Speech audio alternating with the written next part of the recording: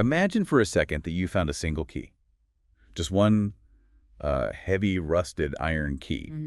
But this key didn't just open a door in your house or, a safety deposit box. Right. It unlocked the Garden of Eden.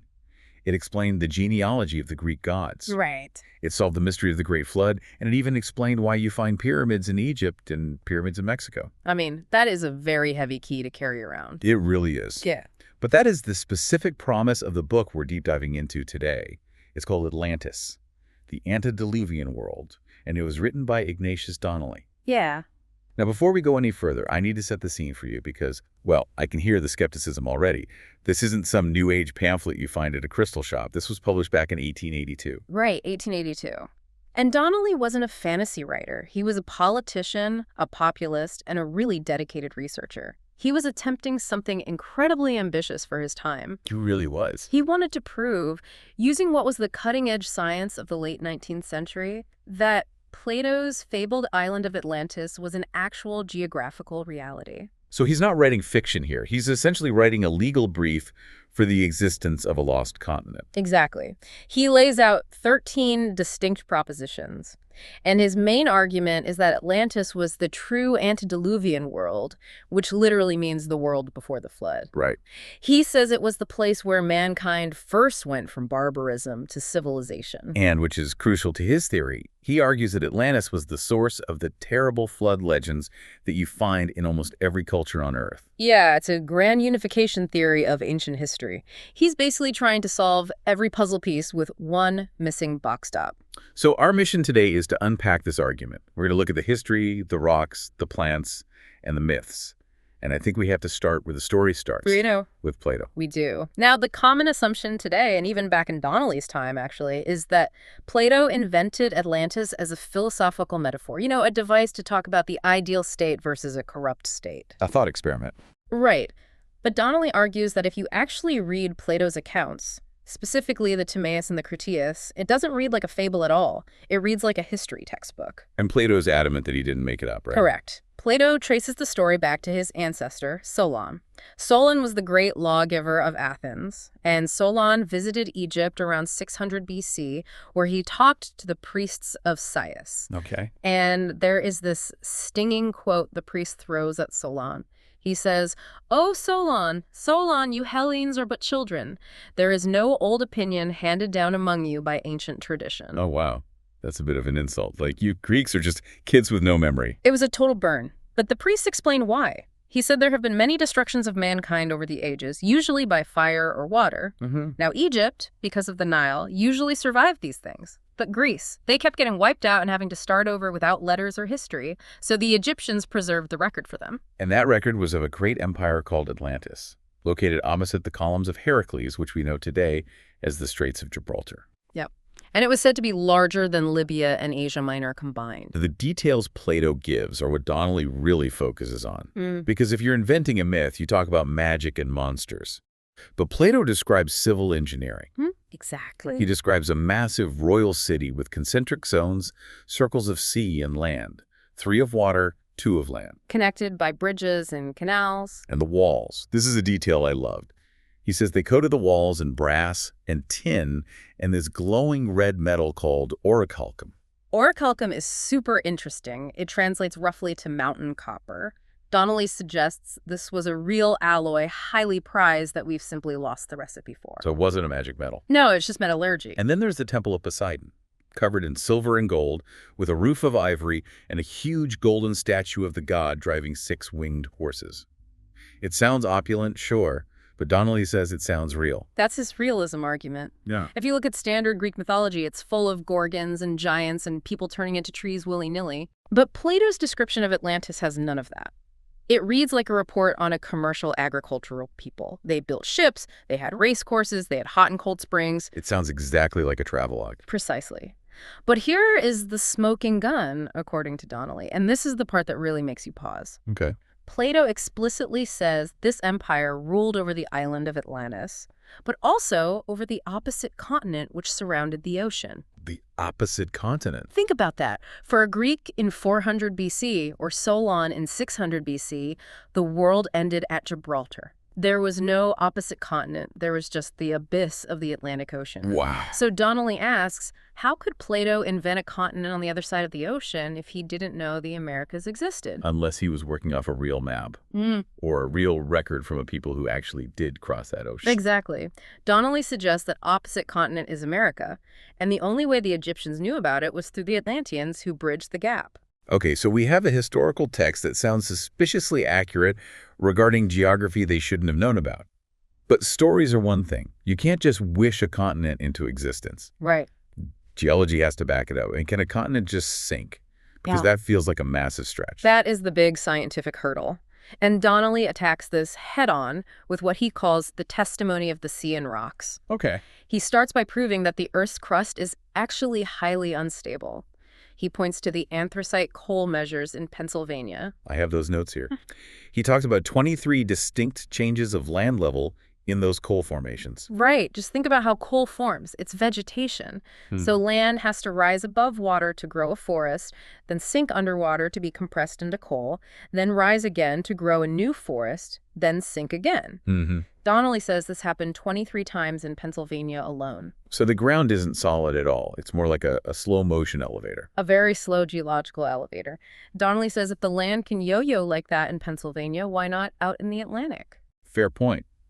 But proving it could happen isn't the same as proving it did happen in that specific spot. Which brings us to the Dolphin Ridge. This was fascinating. This was actual data from his time, not ancient history. Yes. In the years leading up to Donnelly's book, the USS Dolphin and the HMS Challenger conducted deep-sea soundings. They mapped the ocean floor. Right. And they found something that surprised everyone. A massive underwater plateau. A ridge running right down the center of the Atlantic, mirroring the shape of the continents. It connects Europe to America. It does. And the peaks of this sunken ridge are still visible today. We call them the Azores, and St. Paul's Rocks, and Ascension Island. Wow. Donnelly argues these aren't just random islands. They are the literal mountaintops of the lost continent. And it's not just a quiet ridge, is it? It's highly volcanic. Highly volcanic. And this answers the question of how it sank. Donnelly lists terrifying modern catastrophes to show it's completely possible. He mentions the eruption in Iceland in 1783. That's the Geological eruption. Yes. It ejected a massive lava greater in volume than Mont Blanc. That's insane. Just imagine that, an entire mountain of liquid rock coming out of the earth. Or he brings up the Lisbon earthquake of 1755, which shook an area 4 times the size of Europe. And islands have actually appeared and disappeared in modern times, right? They have. There was an island called Niue near Iceland that rose up in 1783, was claimed by the King of Denmark, and then sank right back down a year later. Just gone. Just gone. Donnelly says, if a small island can sink today, why couldn't a large landmass sink in ancient times during a massive tectonic event? There's a detail from Plato that Donnelly connects to this geology, too. Plato said that after Atlantis sank, the sea became impassable because of the mud. And sure enough, the sea bottom along that ridge is covered in volcanic debris and sediment. For Donnelly, the geology matches the history perfectly. So we have a place for it to be, a sunken ridge. But if there was a land bridge there, shouldn't we see traffic? Not just people, but plants and animals. Yes, and this is what Donnelly calls the bridge of life. If the old world and the new world were always separated by thousands of miles of ocean, their flora and fauna should be totally distinct. Evolution would have taken completely different paths. But they aren't totally distinct. Not entirely. There are strange crossovers that defy explanation unless there was a land connection. The horse is the one that threw me. I always thought the Spanish brought the horse to America with Cortez.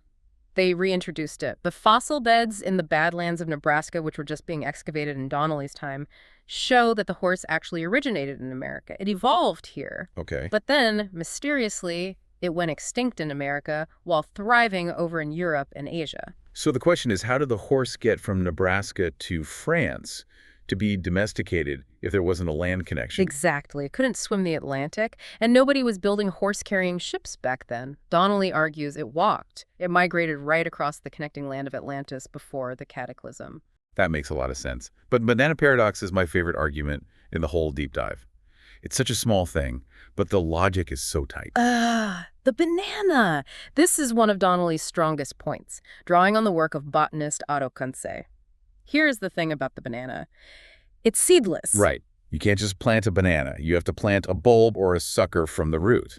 which means it cannot be transported by winds, it cannot be carried in the stomach of a bird and dropped on a new continent. It must be carried by civilized man. It requires active cultivation. And yet, the banana was found in tropical America before Columbus arrived. Exactly. So walk me through the logic here.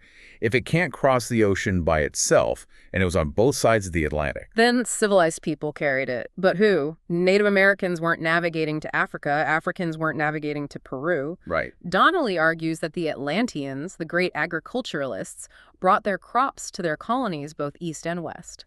The banana is literally a botanical artifact of a lost civilization. It's a really compelling picture. You have the central hub pushing out horses, bananas, and civilization. But then the lights go out, the great cataclysm. This is the emotional core of the book. Donnelly claims that the universal deluge, the flood you read about in the Bible, is not a myth. It's a historical memory. Okay. It is the eyewitness account of the sinking of Atlantis. But the Bible says it rained 40 days and 40 nights. That sounds like weather, not a geologic event. That's the version from people living inland. If you're in the middle of a continent and the world ends, water comes from the sky. Makes sense. But Donnelly says, look at the Chaldean legends, the account from Berosus and the tablets found in Nineveh. They are much more maritime. We have the transcript of the Chaldean account right here. It mentions the god Ea, warning Khasisatra, who is their Noah, to build a ship. Not a box or an ark, but a ship with a pilot and a rudder. And listen to the details of the destruction in the Chaldean version. It's violent. It's not just rain. It says the archangels of the abyss brought destruction. It talks about earthquakes, thunder, and a waterspout reaching to the sky. And the terror. It says that even the gods were afraid. It says they were weeping like children and huddled like dogs. Yeah. That is such a vivid image. It doesn't sound like a parable about being good. It sounds like PTSD. It sounds like a massive trauma. And when it's over, the Chaldean text says the sea was filled with mud and floating corpses. Wow. Donnelly argues these aren't separate myths invented by different cultures. The biblical flood, the Chaldean flood, the Greek Deucalion flood. There were memories of the exact same event, the one fatal day and night that Plato described. And the details line up, like the 15 cubits depth of the water that's found in both the Bible and in Mexican legends. Exactly. But here's my question. If Atlantis was in the middle of the Atlantic and it sank, shouldn't people on the other side in America have the same story? They should. If it was a central event, the shockwave should hit both shores. And that is the clincher. They do. Let's talk about that. Yeah. Because this is where Donnelly really tries to seal the deal. He goes deep into American mythology. He points to the Aztec and Toltec traditions. They claim to come from a place called Aztlan. Aztlan, Yeah. Atlantis. I mean, the linguistic similarity is hard to ignore. And look at the description. Aztlan was described as a land in the sea to the east. It had a high mountain and a temple. And they have flood legends that mirror the biblical ones almost exactly. There's the story of Tespe, right? Yes. Tespe escapes the flood in a spacious vessel. He loads it with corn and animals. And just like Noah, when the waters recede, he sends out a bird.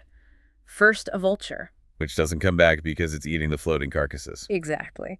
Then he sends a hummingbird, which returns with a leafy branch. That is Noah and the dove, almost beat for beat. It implies a common source. You can't have two cultures separated by a massive ocean, independently inventing a story about a guy in a boat, sending out a carrion bird, and then a peaceful bird to test water levels. Donnelly argues the common source is the event itself. But the most striking piece of evidence, and frankly the spookiest, comes from a tribe called the Mandans. The Mandans. Yeah. These are the Native Americans George Catlin visited in the 1830s. And Catlin was totally stunned by them, right? They didn't look like the surrounding tribes. They were distinct. Many had blue or gray eyes. Their hair was different, sometimes light or silvery. Oh, wow. Donnelly suggests this was due to ancient admixture with the diverse population of Atlantis. But it wasn't just their looks, it was their rituals. Talk to me about the big canoe. In the center of their village, the Mandans kept a religious relic. They called it the big canoe. But it wasn't a canoe. It was a large hogshead-like structure, kind of like a barrel, standing vertically. It sounds like a survival capsule. It does, and they had an annual ceremony for it. On the day of the ceremony, a solitary figure would approach the village from the west. He was painted entirely with white clay. They called him Numak Mukana. Which translates to what? The first or only man. And what was his message? He would go to every lodge and tell the story of the universal calamity. He said the waters overflowed the earth, and he was the only person saved. He landed his big canoe on a high mountain. That is incredibly specific. It gets more specific. He told them that the big canoe was made with edged tools, and he demanded a present of an edged tool, like a hatchet or a knife from every single wigwam, to be sacrificed to the water, because if they didn't, there would be another flood. So you have a white figure surviving a flood in an ark, landing on a mountain, demanding tools because tools are the symbol of civilization. It's really hard to write that off as coincidence. Donnelly says you can't. He argues these American traditions, from the Mandans to the Aztecs to the god Bochica in Colombia who carries the earth on his shoulders like Atlas, prove that the civilizations of the New World were colonies of Atlantis. So if we step back and look at the whole picture Donnelly is painting here, it's massive. He is completely rewriting human history. He is. He's trying to explain everything at once. Why do the Egyptians and Mexicans both build pyramids? Because they both came from Atlantis. Why do we share flood myths? Because we all remember the sinking of Atlantis. Why are there biological bridges? Because there was a literal land bridge. And he even goes a step further with the mythology. And this is the part that really sticks with me. The gods. The gods. He suggests that the gods of the Greeks, Poseidon, Zeus, Kronos, they weren't imaginary beings at all. They were flesh and blood. They were the actual kings and queens of Atlantis. Deified by time and memory. Exactly. When their civilization was lost, the survivors, the impoverished, scattered refugees, looked back on those great kings and their golden cities and just remembered them as gods. It completely changes how you look at history. It flips the script entirely. How so? Well, we usually think of history as a slow upward climb, evolution. We start as cavemen, we discover fire, we build huts, then cities, then skyscrapers. It's a straight line up. But Donnelly is suggesting the opposite. He's suggesting that we are the survivors of a shipwreck, that history is the story of a golden age that was lost, that we started at the top, in the Garden of Eden, which was Atlantis, and fell, and we have been standing thousands of years just trying to remember what we forgot. That is a haunting thought, that civilization isn't an invention, it's a recovery. It is. And look, Donnelly wrote this in 1882. Science has moved on. We have plate tectonics now, which definitely complicates his land bridge theory. We have advanced genetic mapping. Sure. But whether you accept every one of his 13 propositions or not, you have to admit, looking at a map of the Atlantic Ocean feels very different after reading Donnelly. You don't just see water anymore. No. You see a ghost, you see the peaks of the Azores, and wonder if there were once the tops of mountains where Zeus stood. You see the bridge that fell down. Precisely. It makes you wonder about us, too. I mean, think about all our fiber optic cables spanning the ocean floor, our massive server farms, our concrete cities. If a cataclysm wiped us out tomorrow, are we just setting the stage to become the next Atlantis? Oh, absolutely. 100,000 years from now, will scattered survivors tell myths about the silicon gods of the 21st century who communicated instantly across the globe before the ocean swallowed them? It's entirely possible. We'd just be another layer of coal in Pennsylvania. A sobering thought to leave you with. We want to thank you for taking this deep dive with us into the antediluvian world. It's a lot to unpack: geology, botany, mythology. But hopefully, we've given you that shortcut to omniscience we promised. And maybe a whole new respect for the banana. Absolutely. I know I'll never look at a banana the same way again. Thanks for listening. We'll catch you on the next deep dive.